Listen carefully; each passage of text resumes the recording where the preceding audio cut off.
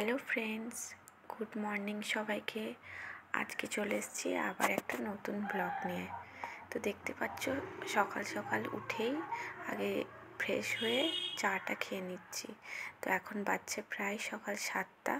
তো আজকে আমি একটু তাড়াতাড়ি উঠে পড়েছি, আর এই যে আমার মেয়েকেও ডাকছি।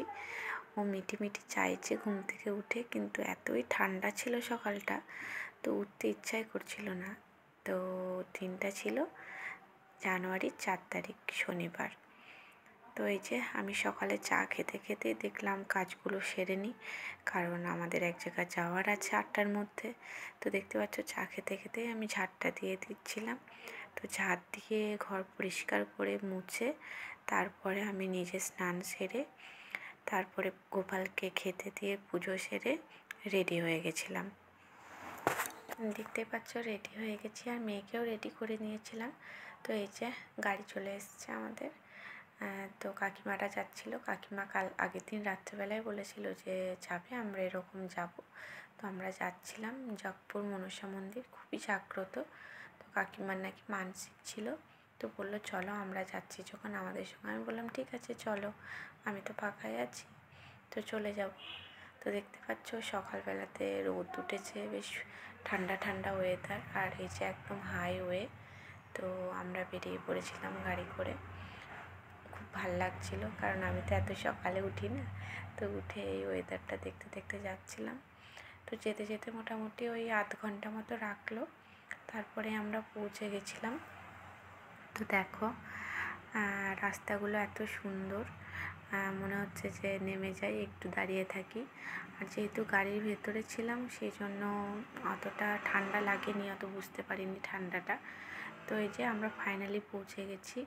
মানে এটা হচ্ছে একদম মাঠের মধ্যে, মানে খড়গপুর থেকে হাওড়া স্টেশন যেতে যে স্টেশন পড়ছে, জগপুর স্টেশন কিংবা মাধপুর স্টেশন, যে কোনো স্টেশন থেকে মাঝপথে পড়ছে। তো ওখান থেকে নেমেই আসা যাবে।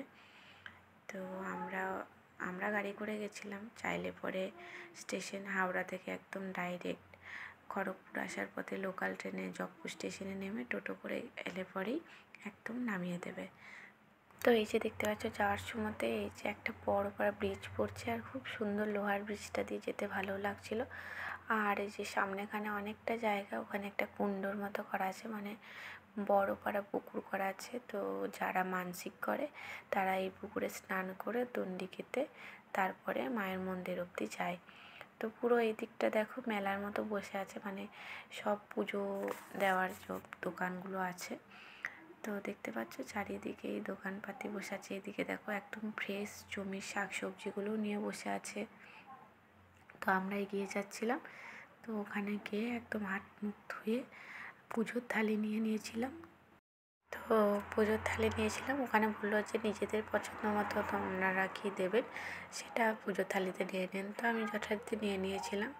যাই হোক এখানে রেঞ্জটা একটু বেশি, কিন্তু যাই হোক ঠাকুরের জিনিস দামাদামি তো করা যাবে না। তো এই জন্য আমরা নিয়ে আবার বেরিয়ে গেলাম। তো প্রচুর দোকান আছে, যে কোনো দোকানে ওখানে জুতা রেখে হাত মুখ ধুয়ে এসে তারপরে আমরা নতুন ঝুড়ি নিয়েছিলাম। চাইলে ওদের পুরনো ইউজ করা ঝুড়ি, যেটা জলে ধুয়ে আবার ইউজ করা যায়, মোটামুটি 100 টাকার মধ্যে পূজার থালি পেয়ে যাবেন। তো এইদিকে এই যে দেখতে পাচ্ছ পূজার থালি নিয়ে খালি পায়ে হাঁটতে হাঁটতে চলে গেলাম একদম মন্দিরের সামনের দিকে। এই যে এত সুন্দর সিস্টেম, মন্দিরের সামনেখানে দেখো জল, অলওয়েজ জল চলছে, মানে একদম পা ধুয়েই মন্দিরের ভেতরে প্রবেশ করতে হবে। তো ব্যবস্থাটা খুব সুন্দর। এই যে আমরা মন্দিরের ভেতরে ঢুকে গেছি। এখানে এসে অনেকটা বড় জায়গা, আর এটার একটা আশ্চর্যজনক স্থান হলো এটার কোনো ছাদ নেই। দেখো মন্দিরের ভেতরটা পুরো খোলা। তো আমরা এই যে এখানে মন্দির মনসার একটা মূর্তি আছে, তো ওখানেও সবাই পূজা দিচ্ছে। আর একটা আশ্চর্য কথা হলো এখানে কোনো পুরোহিত নেই। যারা যারা মানত করে মনস্কামনা পূর্ণ হয় তারা নিজেরাই এসে নিজেদের মতো করে পুজো করে যায়। তো দেখতে পাচ্ছ কত ভিড়, মানে সকাল 9টা, আমরা 9:30টার মতো পৌঁছে গেছিলাম। তো এই যে এটা হচ্ছে যে মনসার আসল কুণ্ড ওখানে। তো ওখানে এই যে সবাই যাদের যা মনস্কামনা সেই হিসেবে চড়াচ্ছে প্রসাদ। তো আমিও দিয়ে দিলাম এই যে দুধ কলা, মা মনসার যেটা পছন্দের তো ওটাই দুধ কলা এখানে দিয়ে দিলাম। ওখানে দুধের কৌটোতে করে দোকান থেকেই দুধ দিয়ে দিয়েছিল।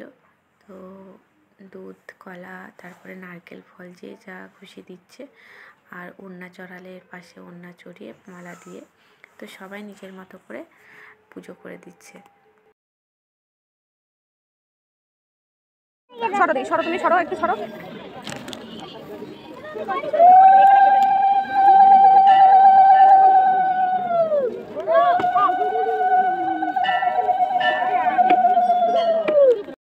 তো আমাদের পুজো দেওয়ার পরে কাকিমাও পুজো সেরে নিল। তারপরে আমরা ওই যে সব মন্দিরের ওখানেও একটু পুষ্প টুষ্প দিয়ে এলাম। তারপরে এই যে এখানে দাঁড়িয়ে আছি এখন, কাকিমা ওদিকে পুজোটা দিচ্ছে আর তারপরে আরতি করলো। আর দেখো এই যে এই দিকটাতে হচ্ছে যারা মানসিক রেখেছিল তারাই নিজেদের মতো করে ওখান থেকে মানে এই যে মূর্তি কিনে এনে এখানে পুজো দিয়ে এখানে মানত পূর্ণ করে। অনেকজনের মূর্তি কিনে নিয়ে এসে দেয়, এখানে পাঠাবলিও দেয়, সমস্ত রকমের ব্যবস্থা আছে। মানে এখানে সমিতি আছে, ওখান থেকেই সব ব্যবস্থা করে দেয়। আর এই যে আমার মেয়ে আর কাকুর নাতি, ওরা কাকুর কাছে দাঁড়িয়ে আছে। তো আমরা ধূপ জেলে এখানে আরতি করে নিলাম। এখানে সব কিছু ব্যবস্থাই নিজেরাই করতে হয়, এটাই সব থেকে ভালো। আর এই যে দেখতে পাচ্ছ এখানে পুরোহিত নিয়ে এসে মা মনসার মূর্তি এনে পুজো করছে। সবাই নিজের মানে যার যা মানসিক আছে সে সেরকমভাবে করছে। তো এগুলো দেখে খুব ভালো লাগছিল। আর এই যে এই মহিলাটা ওই কুণ্ড থেকে স্নান করে এসে এখানে নন্দী কাটছে। তো ওখান থেকে এসে এই যে নন্দী কাটছে। যাই হোক, সবার মনস্কামনায় নাকি পূর্ণ হয়। তো আমার খুবই ভালো লাগলো আর মনটা সত্যি খুব ভালো হয়ে গেল এখানে গিয়ে। এই যে কাকিমাও মানত পূর্ণ করার জন্য 12 বছর পরে বললো গেছিলো আবার। তো খুব ভালো লাগছে জেনে। এই যে আমিও আরতিটা করে নিলাম। ওখানে কিছু সব কিছুই কিনতে পাওয়া যায়, আর যদি চাই যে বাড়ি থেকেই সব কিছু নিয়ে যাব তো সেটাও হবে। একদম কেনাকাটির দরকার নেই, বাড়ি থেকে নিয়ে গেলে পরে নিজেদের মনের মতন করে নিজেদের মনের জিনিস দিয়ে মাকে পুজো দিতে পারবেন। তো আমাদের এখানে পুজো মোটামুটি হয়ে গেছে দেওয়া। এবার আমরা বাইরে নিজেদের মতো করে পূজা করছি আর আমরা বাইরে বেরিয়ে চলে এলাম।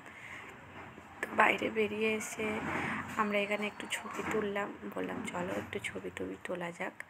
আর কাকু গেছে কাকুর নার্সারির দিকে, ওদিকে গাছপালা অনেক কিছু বসেছিল, আমিও দুটো গাছ নিলাম আর কাকুও নিল। তারপরে এই যে পুরো মন্দিরটা দেখতে পাচ্ছ, এখনও কাজ চলছে, পুরো কাজ কমপ্লিট হয়নি। তো পুরো খুব সুন্দর জায়গা। আর এখানটা আশেপাশে খুব মাঠ পুরো দেখার। ওই যে ওইদিকে ওটা হচ্ছে খড়গপুর স্টেশনের যে লাইনের ট্রেনগুলো ওইদিকে চলাচল করছে। আর এই যে এখানে দেখতে পাচ্ছ কাকু গাছগুলো নিচ্ছে, এই গাঁদাগুলোর কালারগুলো খুব সুন্দর ছিল, ওই জন্য কাকু নিল। আর আমিও দুটো কালার নিলাম। তারপরে এই যে আমরা চলে যাচ্ছি। কাকিমাকে বললাম আমাকে একটু ভিডিও করে দাও। তো কাকিমা আমাকে ভিডিও করে দিল। তারপরে আমরা চলে গেলাম। তো বললো চলো, 11টা তো বেজেই গেছে, পুজো দিয়ে সব কিছু করতে করতে বাচ্চাগুলোও খায়নি, তো একটু খাওয়া দাওয়া করতে হবে। আর এখানে যা কিছু পাওয়া যায় সবই নিরামিষ, মানে এখানে নিরামিষ ছাড়া আর কিচ্ছু নেই। তো এখানে নিরামিষ অনেক দোকান ছিল বসে, ওখানে আমরা চলে গেলাম খাওয়া দাওয়ার জন্য। তো দেখতে পাচ্ছ আমরা চলে এসেছি এখানে। আর এই যে এখানে আমরা নিয়ে নিয়েছিলাম ছেঁড়া পরোটা আর ঘুগনি, আর বাচ্চা ও মেয়েদের জন্য দিয়েছিলাম মুড়ি আর ঘুগনি। তো ওরা অল্প করে খেলো, আমরাও ওই অল্প করে খেলাম। তারপরে এই যে কাকু চায়ের দোকানে নিয়ে এলো, চাটা খাওয়া হলো। তো চা খেয়ে এই যে এখন এরা একটা ছাগলের বাচ্চা দেখে খুব খুশি, এখন ওইটাকে পারলে পরে ধরে বাড়ি নিয়ে যাবে। তো আমরা বললাম চলো, লেট হয়ে যাচ্ছে, এবার বাড়ি গিয়ে রান্নাবান্না করে আবার খেতে হবে। তো যাই হোক, এই যে আমরা এখন এইদিকে যাওয়ার সময় ওনাদেরকে কিছু দিয়ে তারপরে আমরা বেরিয়ে গেলাম। আর এই ব্রিজটা দিয়ে যেতে খুব ভালো লাগছিলো। আমার মেয়ে তো খুব সুন্দর হাঁটছে, ফাঁক আছে, ওগুলো দেখতে দেখতে যাচ্ছিলো, তো ওর খুব মজা লেগেছিলো। অনেকটাই লেট হয়ে গেছিলো, কারণ আমরা ভেবেছিলাম 11টার মধ্যে বাড়ি ফিরে যেতে পারবো, কিন্তু ওই কোথাও গেলে তো আর আসতে ইচ্ছা করে না, আর টাইম সেইভাবে চলেও না। তো চলো, আমাদের সকলের পূজা হয়ে গেছে, এখন আমরা চললাম বাড়ির উদ্দেশ্যে। চলো।